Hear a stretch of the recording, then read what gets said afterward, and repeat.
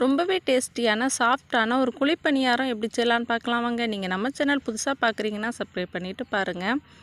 இன்றைக்கி அரிசி மாவில் தான் நம்ம குழிப்பணியாரம் செய்ய போகிறோம். அரிசி மாவு தேவையான அளவு எடுத்துக்கோங்க.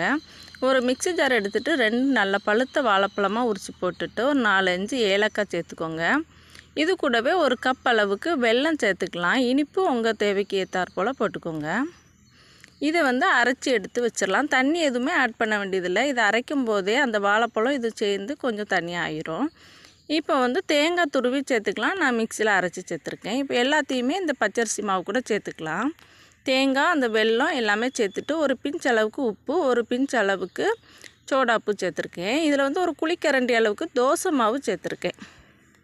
இட்லி தோசை மாவு ஒரு குழிக்கரண்டி அளவு சேர்த்துக்கோங்க. அப்புறம் தேவையான அளவு தண்ணி ஊற்றி தோசை மாவு பதத்துக்கு கொஞ்சம் கட்டியாக கலக்கிக்கோங்க. இப்போது குழிப்பணியார கல்லை அடுப்பில் வச்சுட்டு ஒவ்வொரு குழியிலையும் எண்ணெய் சேர்த்துக்கலாம். நெய் பிடிச்சவங்க நெய்யும் சேர்த்துக்கலாம். ஒவ்வொரு குழியிலையும் நம்ம இந்த மாவை ஊற்றிட்டு மூடி வச்சோன்னா ஒரு 2 நிமிஷத்துலேயே வெந்து வந்துடும். அப்புறமா ஓப்பன் பண்ணிவிட்டு மாற்றி போட்டுக்கலாம். திருப்பி போட்டுட்டு திரும்பவும் மூடி வச்சுருங்க. உடனே வெந்து வந்துடும். 2 பக்கமும் நல்ல செவக்க வெந்து வந்ததும் நீங்கள் எடுத்துட்டிங்கன்னா சூப்பரான குழிப்பணியாரம் ரெடி. குழந்தைகளுக்கு இந்த மாதிரி செய்து கொடுத்தீங்கன்னா ஈவினிங் ஸ்நாக்ஸாக ரொம்ப விரும்பி சாப்பிடுவாங்க. ரொம்பவே டேஸ்டியாக இருந்தது. இந்த மாதிரி செய்யுங்க.